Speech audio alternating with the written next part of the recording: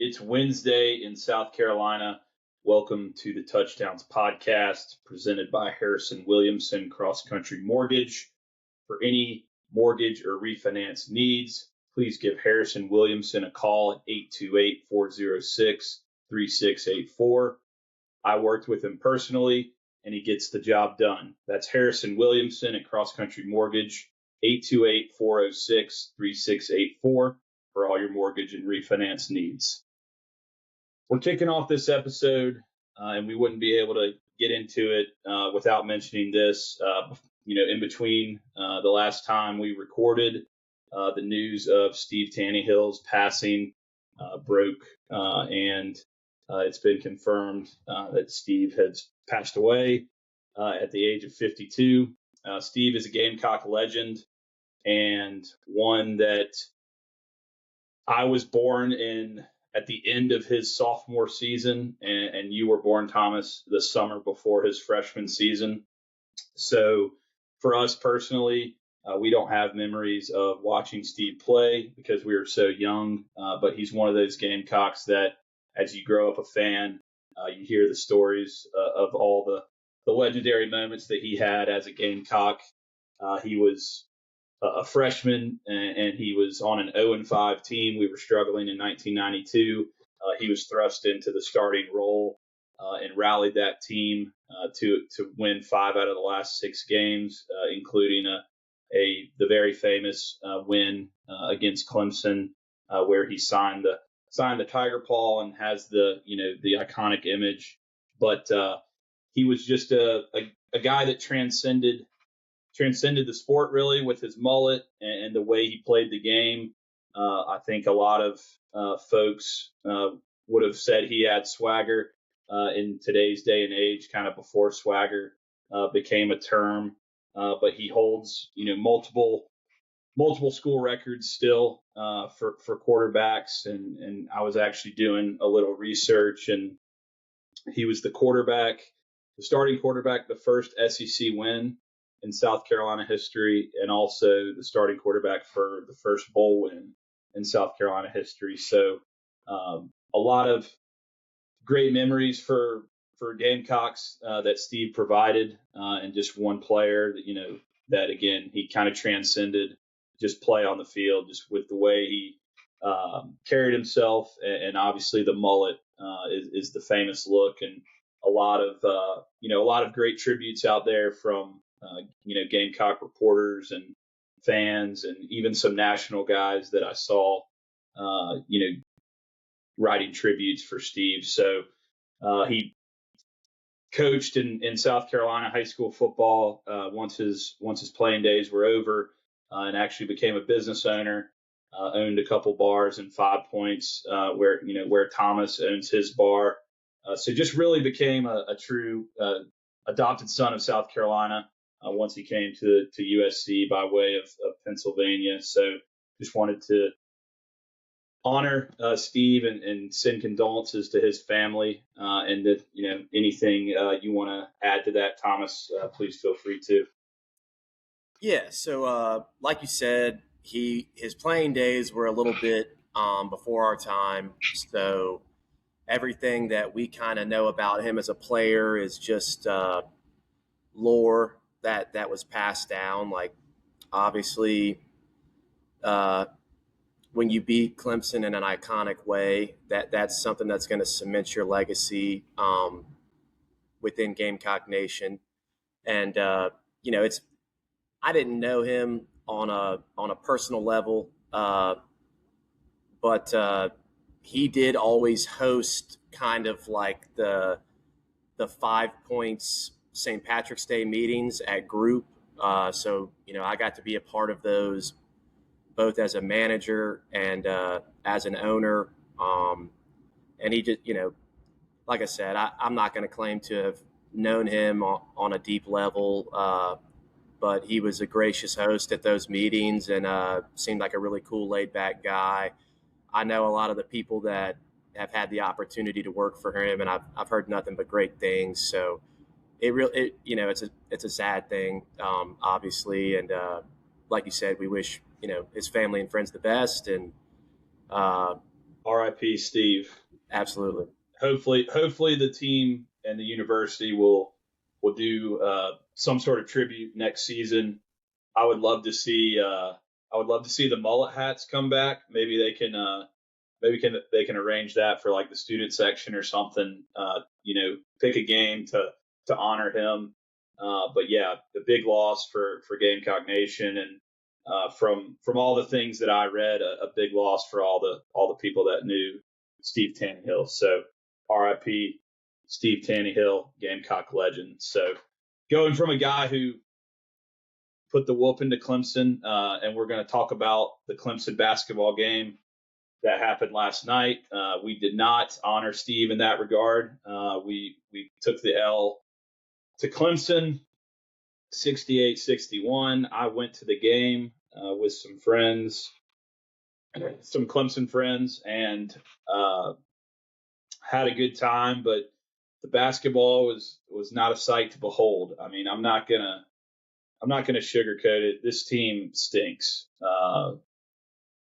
At the beginning of the year, we thought maybe this could be a fun little team that low expectations that could maybe exceed some expectations and surprise some people.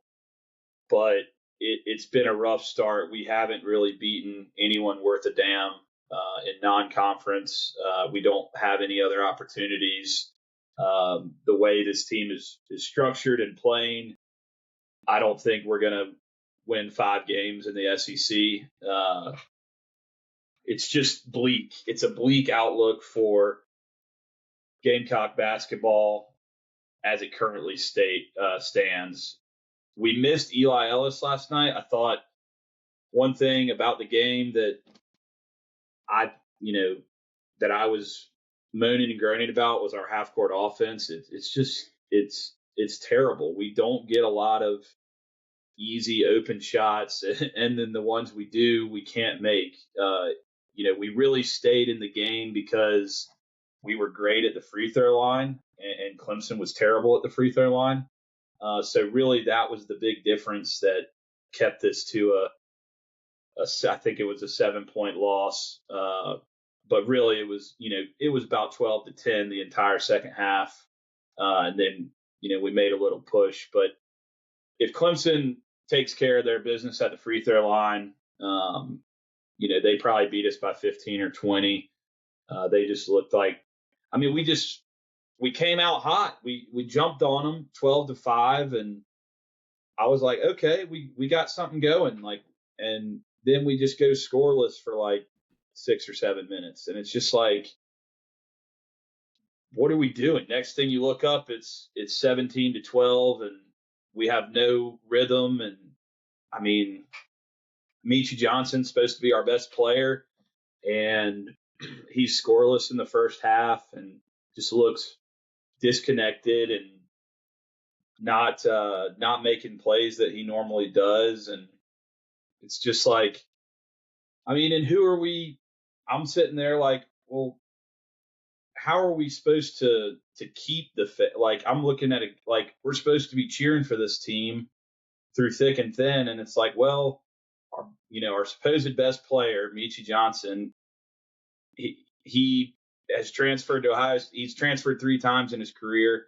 He goes to Ohio State, transfers to us, transfers back to Ohio State. Like, so how are we supposed to show that guy loyalty and love when he's just been transferring back and forth for the last 3 years? Like, and then we bring in Slushy Mike 2.0.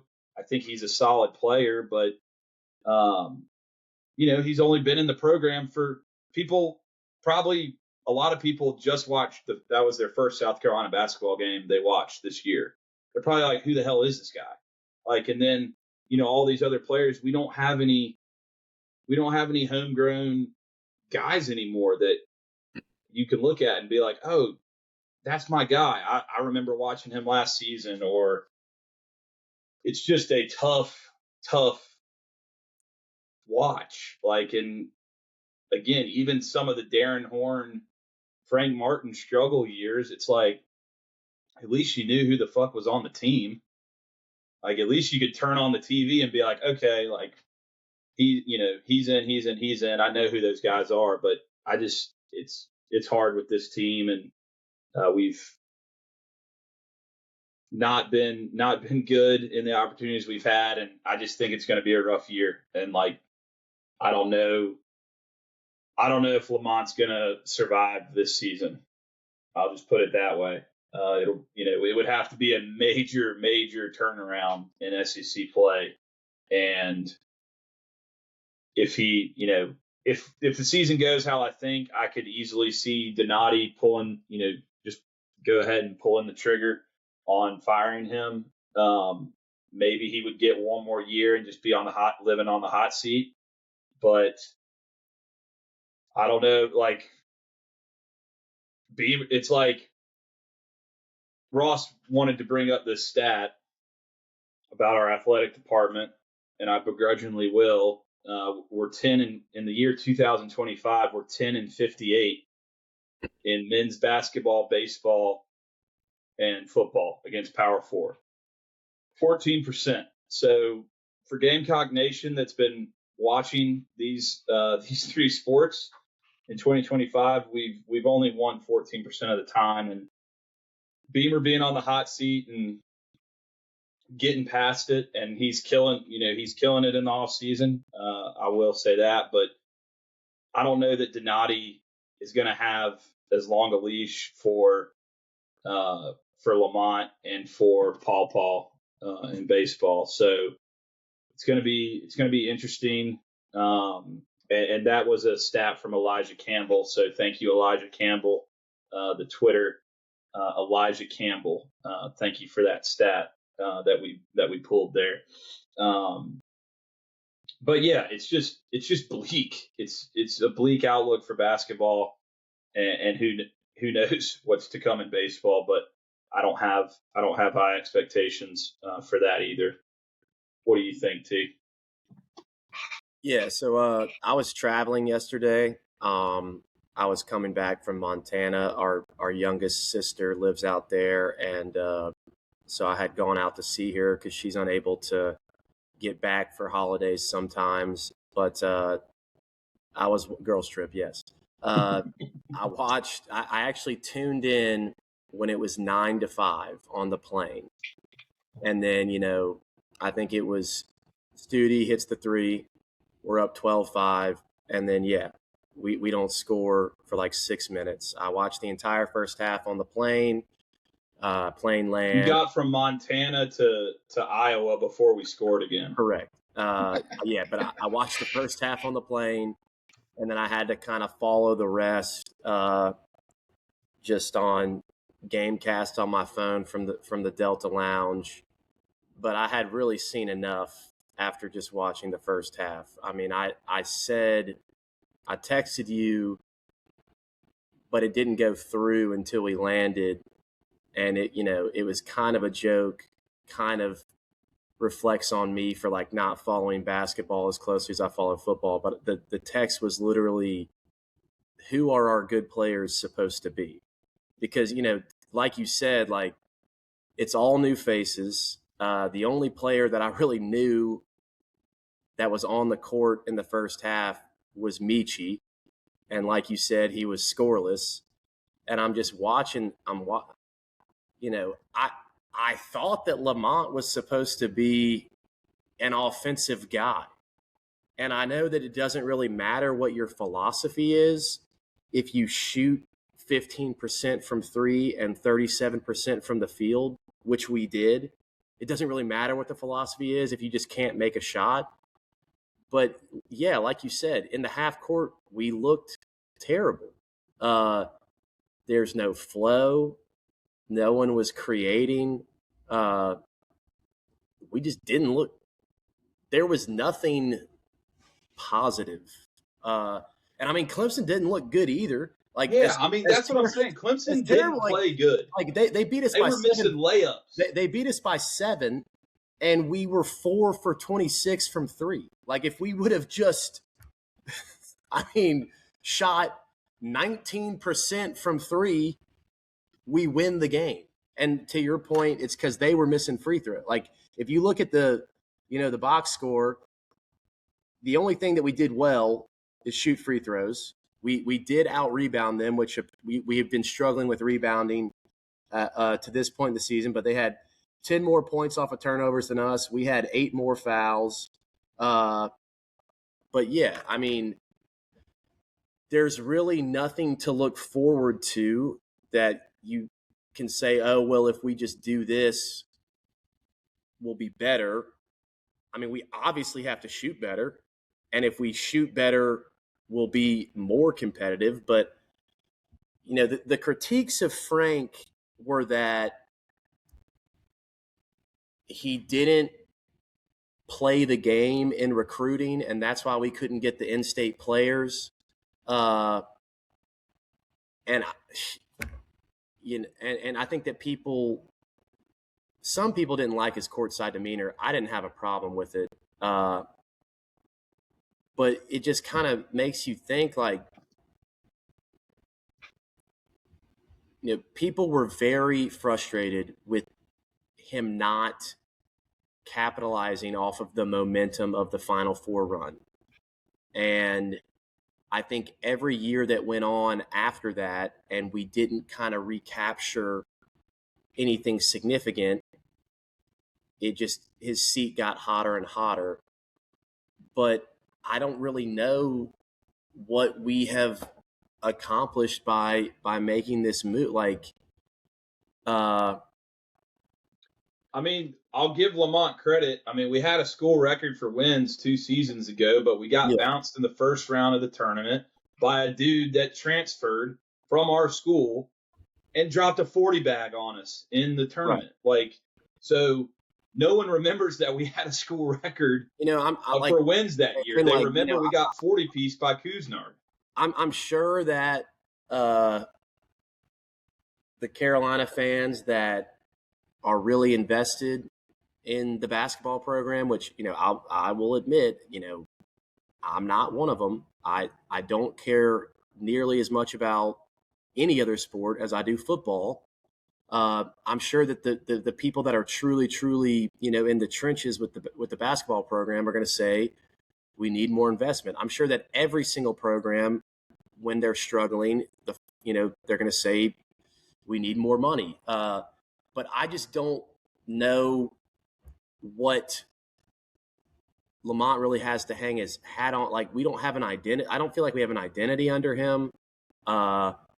We haven't really done anything consistently recruiting wise under him. I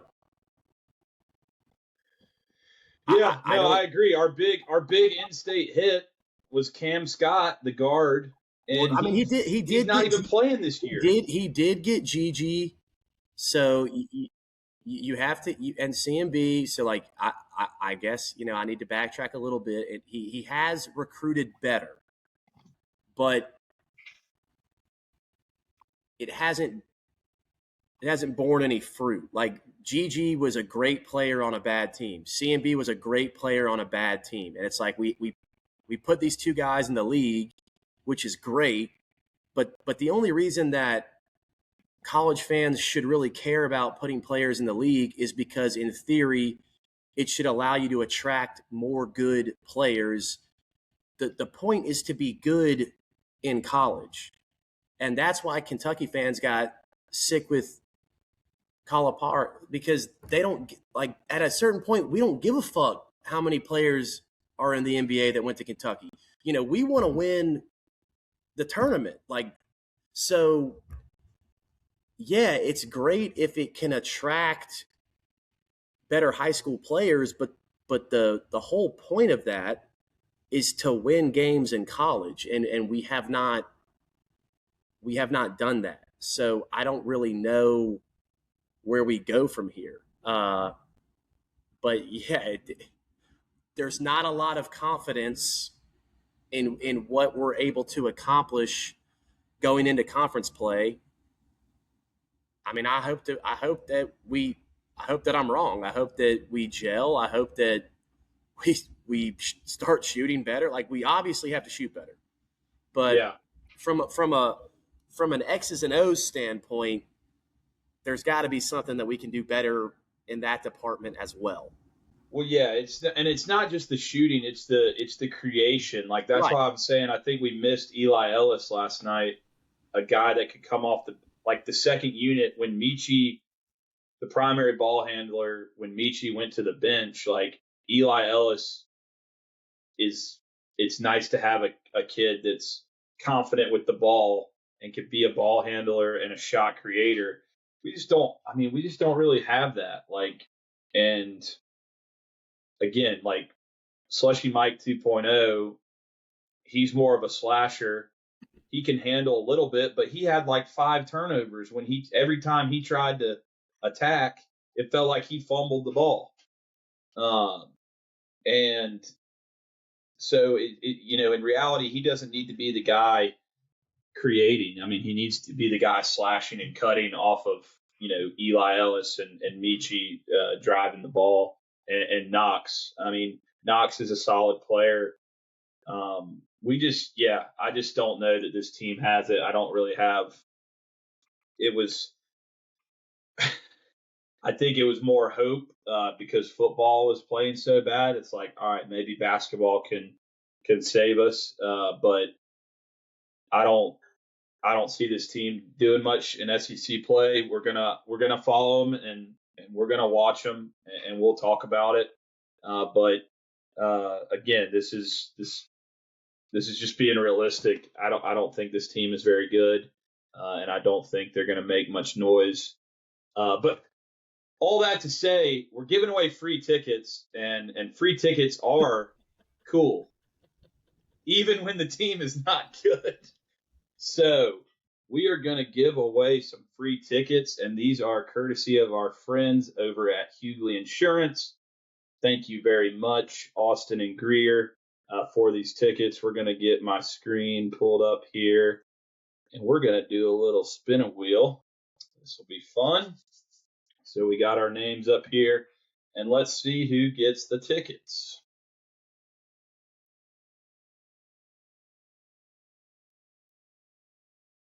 I was going to crack up if it was Hannah.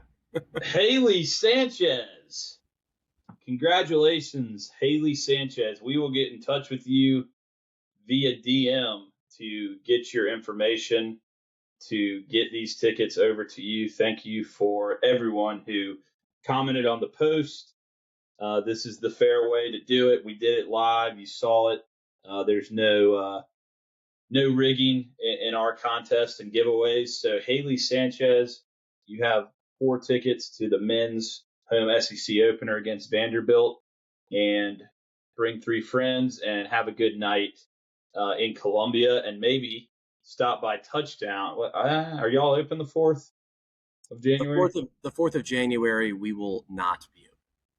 Damn. Well, stop by another local establishment, maybe Cox by 18, Steve Taneyhill's bar, before or after the game, and get you a nice night on the town in Columbia before and after the game, and enjoy yourselves. So Haley Sanchez, congratulations. We will be getting in touch with you to get you these tickets. Thank you to participants. Yes, thank you to everyone who entered, and Hughley Insurance as well. These tickets are courtesy of Hughley Insurance. Thomas he's got the H on his chest. So that wraps up Court Cox Chatter. Court Cox Chatter is presented by Cajun Cousins, as always. So we'll see how things pan out for the basketball team this season. But we're going to talk college football playoff and get into some picks. But before that, I wanted to bring this up, Thomas, because I saw something the other day. TJ Finley is applying for a 7th year of eligibility and plans to enter the transfer portal for the 6th time. He's seeking to play a 7th year at his 7th different school. I mean, this guy was in college before COVID. I mean, I just think this is ridiculous. And there's one thing it's not just on TJ Finley. So COVID kind of mixed everything up with the with the eligibility thing. And but I more want to talk about that. Just sparked my thought. I don't really care about TJ Finley. I just more want to comment on what I want to see going forward in college football with the transfer portal.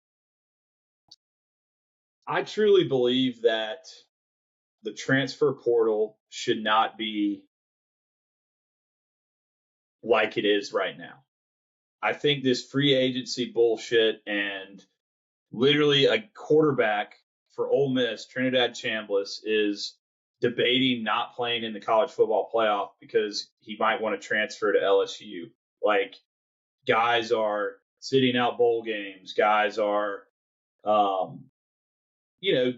it's just become a fucking, what is the word I'm even looking for? It's just not sustainable in my eyes. It mucks up the game. I think it takes away from what college football is. So what I would like to see going forward is some rules, because basically the NCAA is so incompetent that they've let this thing get out of hand. Like, they were so adamant that we can't let these dudes get a cheeseburger bought for them, that we're just going to stand strong, and then just the floodgates open and everything's running awry in college athletics. How I want to see the transfer portal handled going forward is, and it's going to I want to see an emphasis put back on high school recruiting the way college should be. But the transfer portal, you commit to a school, and you have to stay there for 3 years before you get a free transfer. So, for instance, I commit the University of South Carolina. I have to be there for 3 years before I can transfer freely to another school. Now, I say 3 years because guys can go to the NFL after 3 years. I think 3 years has kind of become just the standard for how long, if you're an NFL guy, you're only staying for 3 years. So I think that's fair. If you transfer before 3 years, you can transfer before 3 years, but you lose a year of eligibility. So if you're a freshman at South Carolina and you transfer to Georgia after your freshman year, you have 2 years of eligibility at Georgia. So you're going to get dinged a year. It's penalized, essentially, for transferring before the 3 years are up.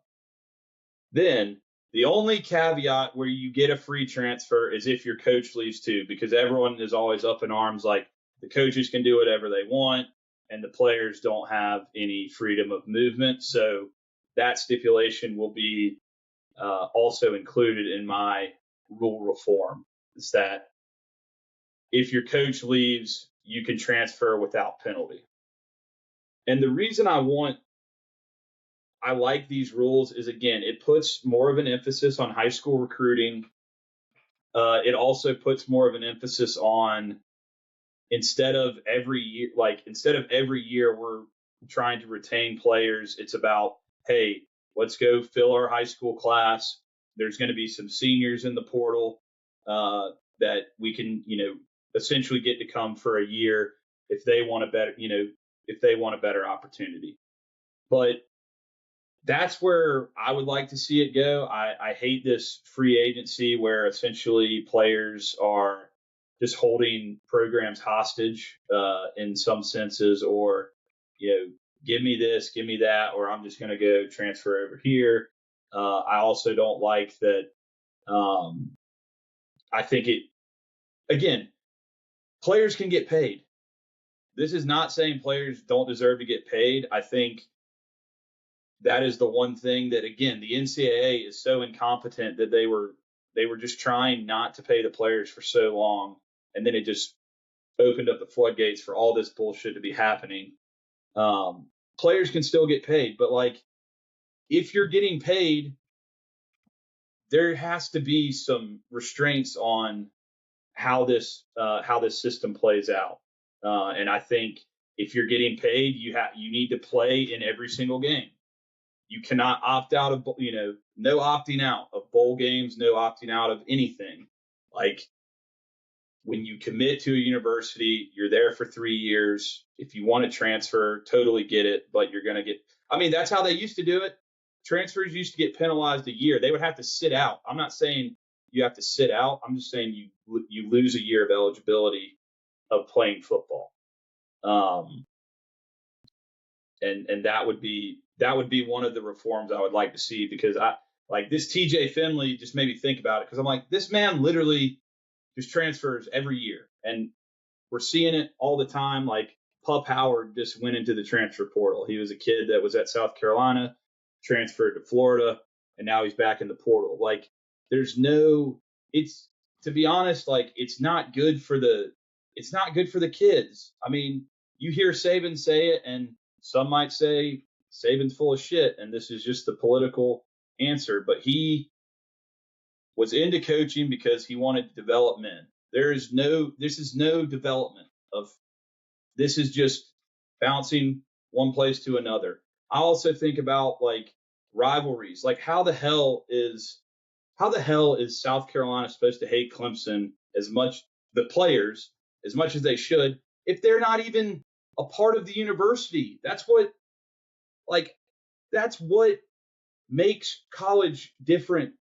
Like, and we're losing that. I'm not saying it doesn't need to be.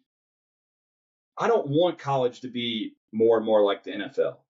It's a different product, and there's pros and cons to both. And just the more that college football gets like the NFL, the less I like it.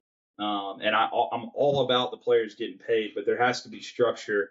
And this is just one of the ideas that I have as far as a structure that could kind of bring us back to the essence of college football while we still are able to get these guys paid. Thoughts? That was long.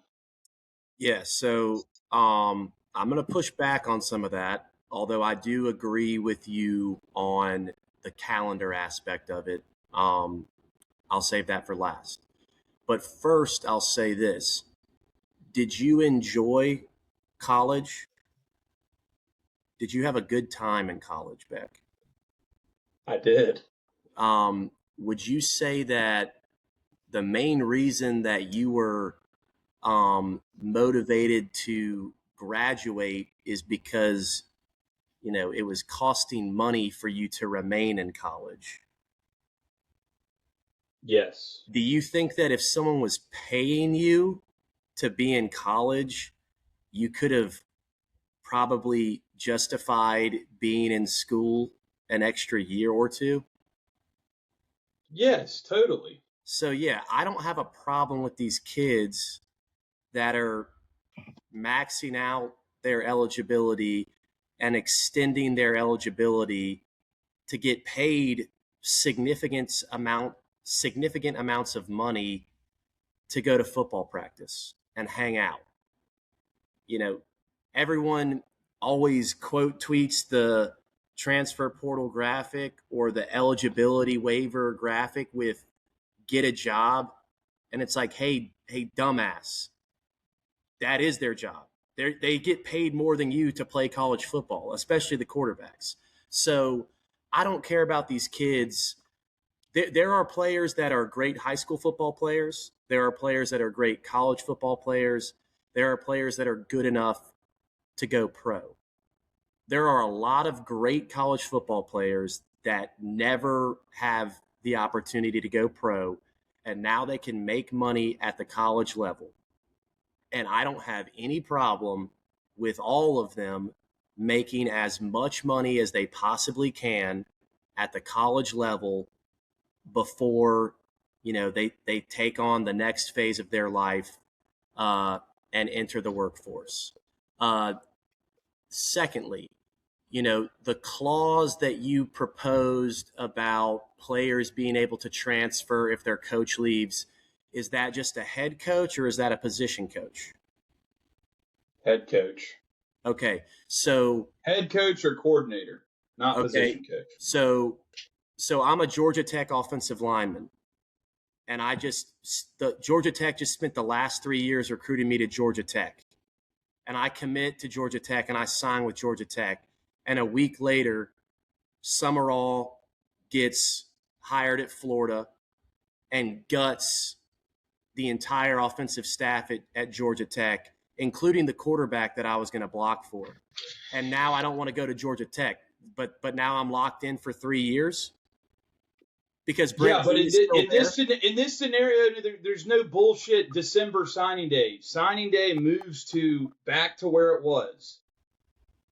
And there's one signing day and there's one portal period. So in this hypothetical after the scenario, season, before spring, all coaching changes are finalized before National Signing Day. Is that what you're saying?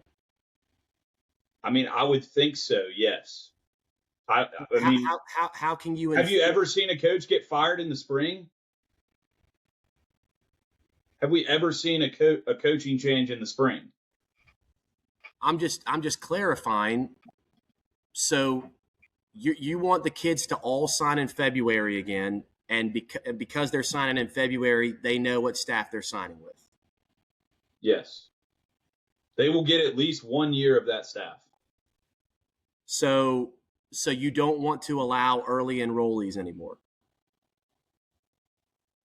Because if you can't sign until February, you can't enroll in January, and you can't start college early. So you want to do away with that?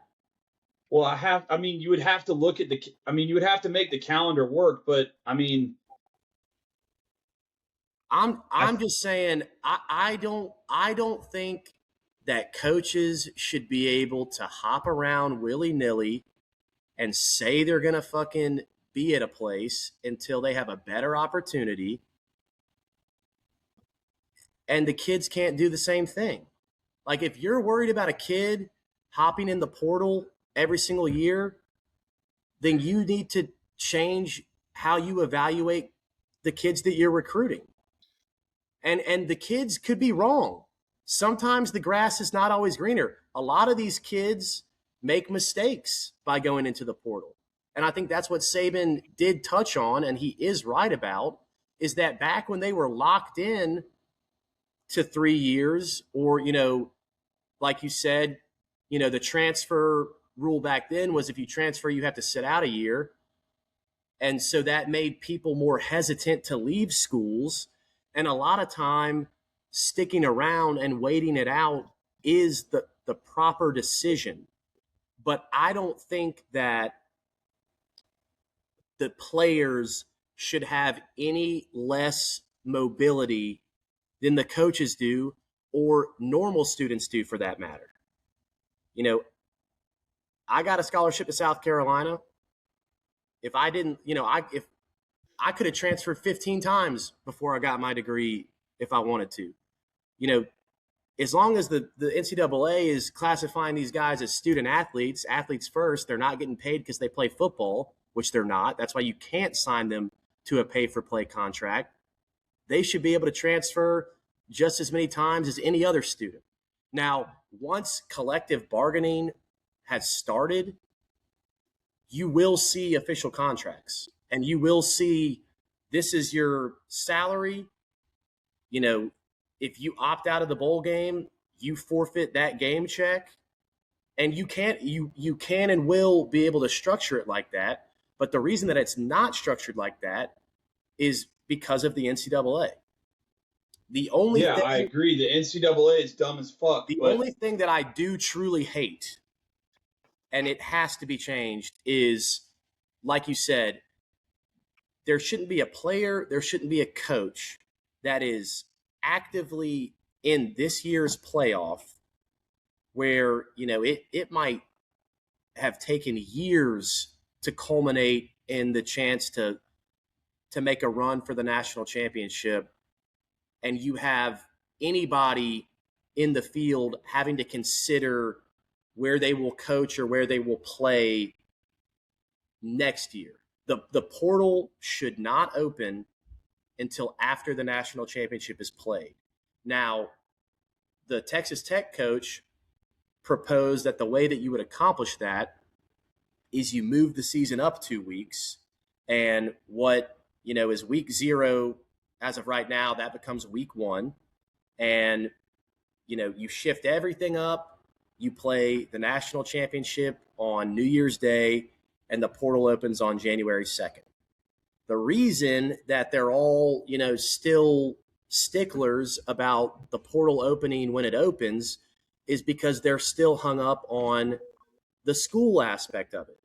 You're not allowed to have a portal window where the kids can enroll in classes and be students. So, if we want the portal to open in the middle of the spring semester, like if they want to keep the college football calendar the way it is in terms of when the games are played and just open the portal after the national championship, which this year is being played on January 19th, the spring semester across the country will have started everywhere by that time.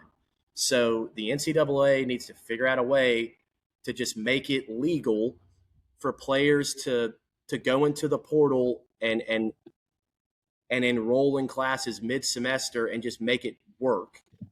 But yeah, that is the one thing that I absolutely cannot stomach, is that you have players and coaches that should be focused on the playoff and competing for a national championship, and they have to think about, where am I going to play next year? Where am I going to coach next year? From LSU's perspective, they're not in the playoffs, so they don't care what hiring Lane away from Ole Miss did, how that affects Ole Miss. They're trying to prepare for next season, but it's not fair to the teams that are in the playoff. It's not fair to Trinidad. Like, Trinidad should have the ability to represent Ole Miss and play in the playoff and then go play for Lane Kiffin again if that's what's best for his career. But the fact that he's being forced to choose is one of the glaring issues with college football right now. Yeah. I mean, I'm definitely going to put more thought into this as we get into the off season. It's just the initial, it's maybe the boomer in me. I want it to get back to where college football is about pride in your school and not this transactional bullshit. Okay, I know that players have always gotten paid. You don't have to lecture me on that shit. Well, maybe I need to lecture the viewers. Players have always gotten paid. And this notion that these kids have done it for pride and love of they got school. Paid, but they had to stick with their fucking choice. That's the point. It shouldn't be every fucking year they get to fucking go take money. And the fucked up part too is the fans are paying the bill. That's what makes it even worse. But what I'm saying is there are still players that love their school. There are still players that do have pride in their alma mater. And there were players back then that did. Tim Tebow loved Florida, and he's been interviewed and he said that he doesn't care about missing out on NIL opportunities, even though his jersey would have done, insane numbers at Florida back in his heyday. But, there were players back then that loved the school that they played at, and there's players now that love the school that they play at. But I don't think that they should have any less opportunity to move around than a coach does. Nah, I think it's bullshit. A player is different than a coach. Why? Because a coach, this is their career. There's only a window of eligibility for a player. It's different. This is their careers now too. These kids are making life-changing money. Right, and they can still make life-changing money, but you have to. And I'm not saying don't pay them, but when you pay them, they need to stay at a school. Okay, for 3 years. What if you commit to a school and then you get out-recruited and you can't get on the field?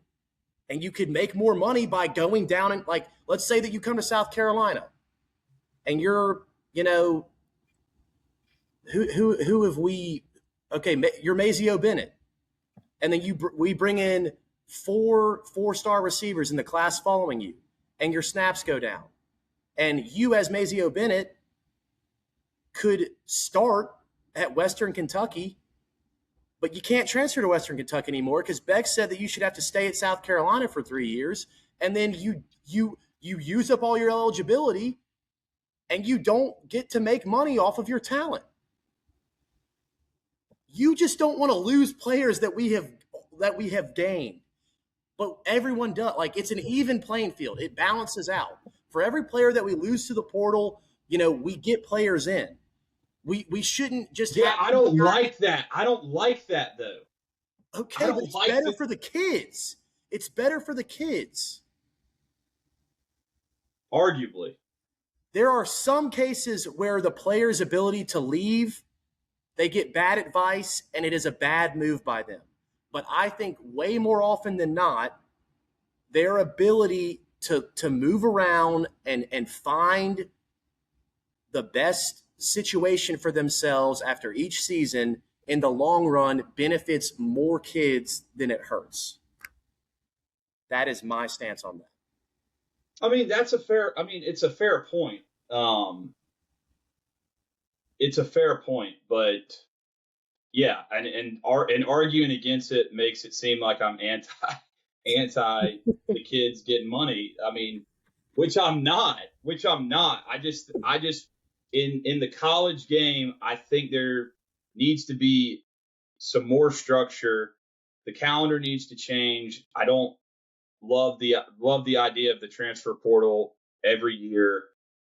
I just think it takes away from what the college game is. Like, people identify by what college they go to. It's woven within the fabric of American society.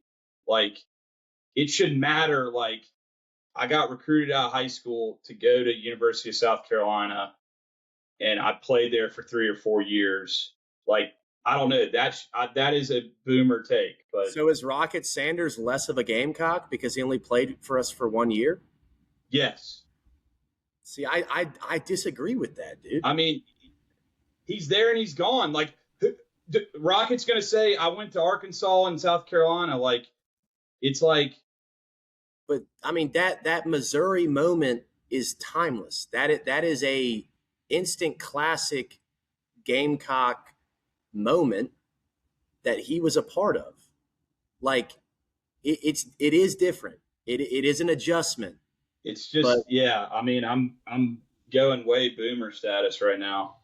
But all right, we got to cover some bracketology. We're beating a dead horse on the producer. Yeah, let's get the producer's freaking out over here. We got to move on.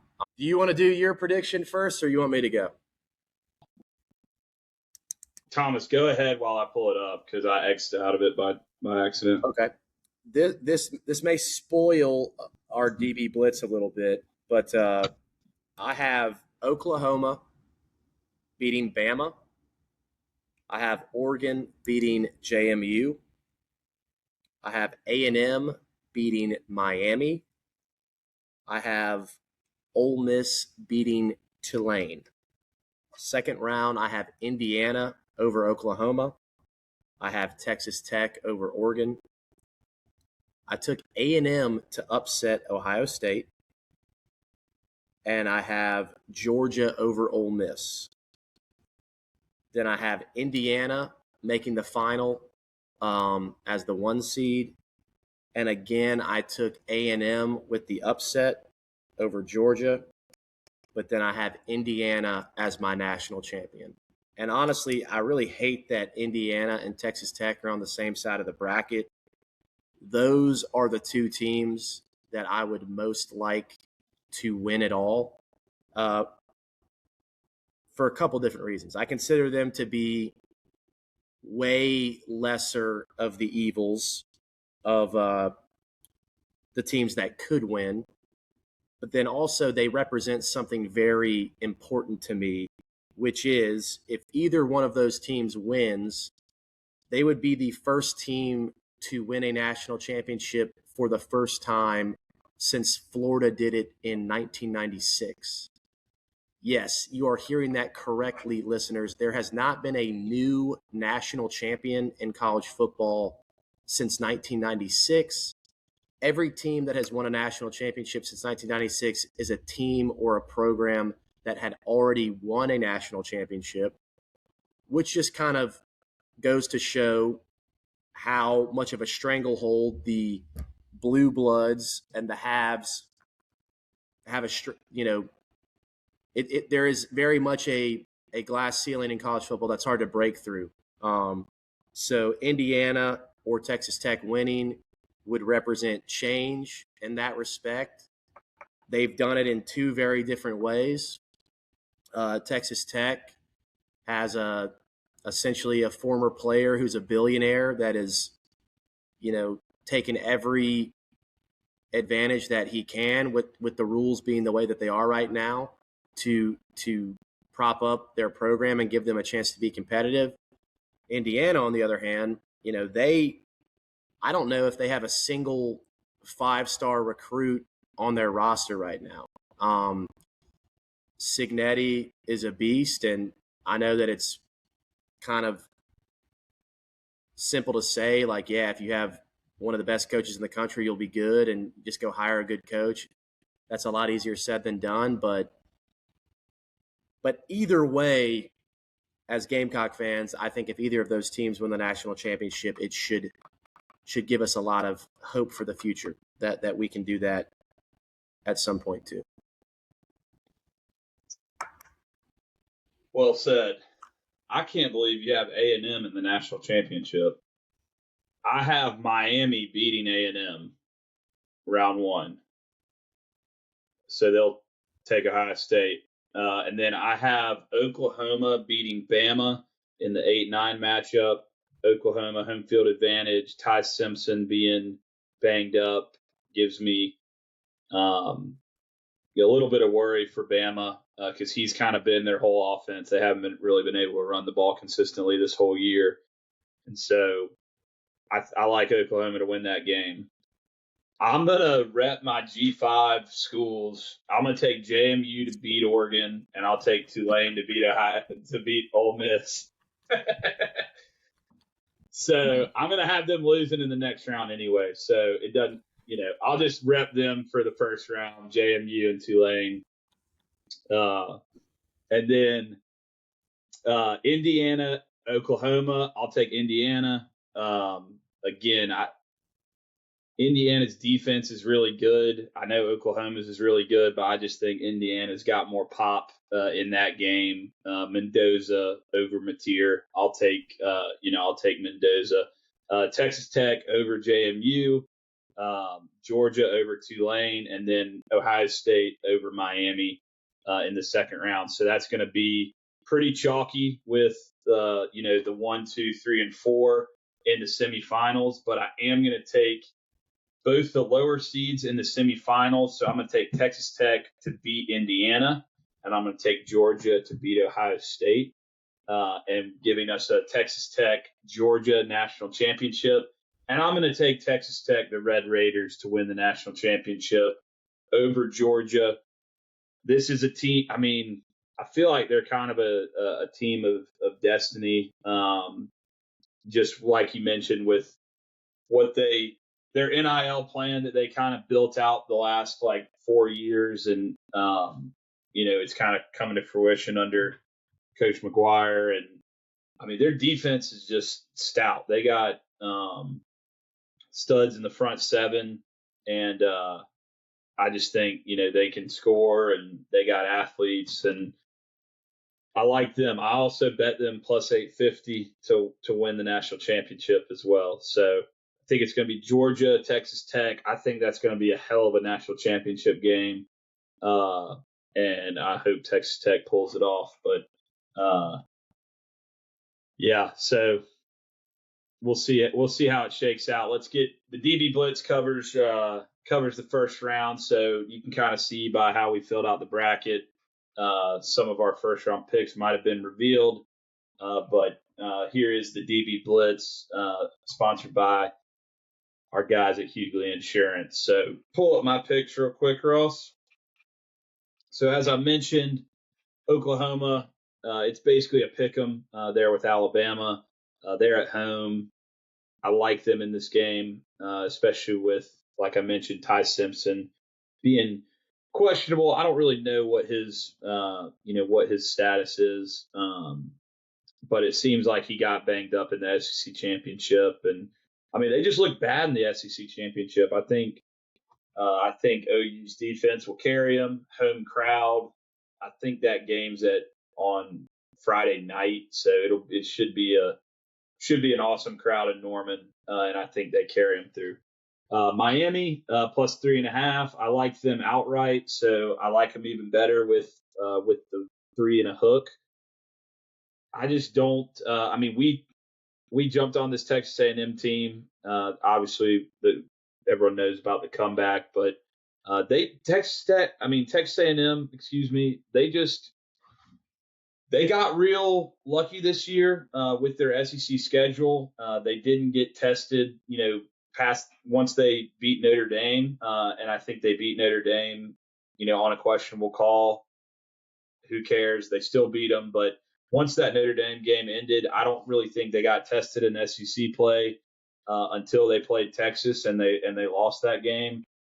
Miami is a team that I think is motivated. Not saying Texas A&M isn't motivated. They're at home hosting a playoff game, so I know they'll be motivated. But Miami, maybe the chip on their shoulder from a team that everyone was debating for the last 6 weeks. Did they deserve to be in? Were they even going to get in? The whole debacle with the ACC, and then they jumped Notre Dame at the last minute. So I just think this team, and they got a lot of talent. I mean, I love the freshman Malachi Toney. He's a highlight reel waiting to happen, and Carson Beck. He's been in these moments. I'm not saying he's been great in these moments, but he's been in these moments. So I'm going to take Miami. And also that game's at 11 a.m. Central Time. I said that about our game too. It's just, even though it's a playoff game, and I know A&M fans will be rowdy and loud. It's just a different home atmosphere. 11 a.m. compared to a night game, which it could have been. So I think that also favors Miami. Then I got my G5 boys. So Tulane plus 17.5. They've already played Ole Miss early in the year in Oxford. I know they got whooped, but it's hard to beat a team twice. And all the things that have happened at Ole Miss over the last couple weeks, you just have to think they could come out and play flat. They might come out and play awesome. Who knows? But there's just unknowns with Ole Miss, all the chaos that's going on in that program, and again, Tulane. They've been to Oxford. They've seen it already. It's not an atmosphere or a place, an environment that they haven't been in, because they literally played them there earlier this year. So I like Tulane with the points. Maybe sprinkle a little money line just for shits and gigs for G5 representation. JMU, same thing. I mean, Oregon, as far as a Power 5, I mean, I would have bet against Oregon against any team in this field. I mean, they probably would have been, they're three touchdown favorites against JMU. I think the line would have been pretty similar if they were playing Tulane. And then probably would have been underdogs versus the top 4.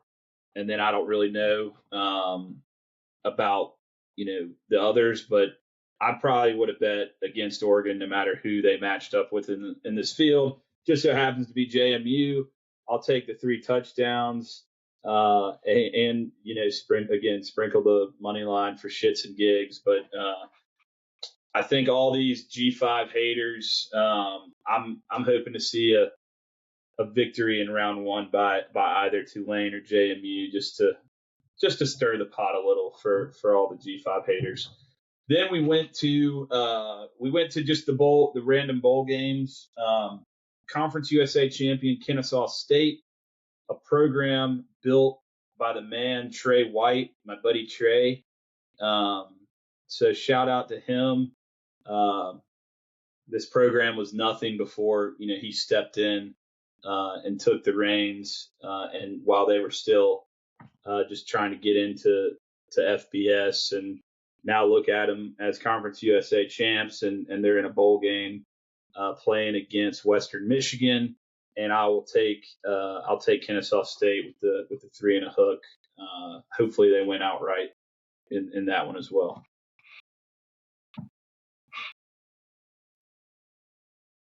What you got, T?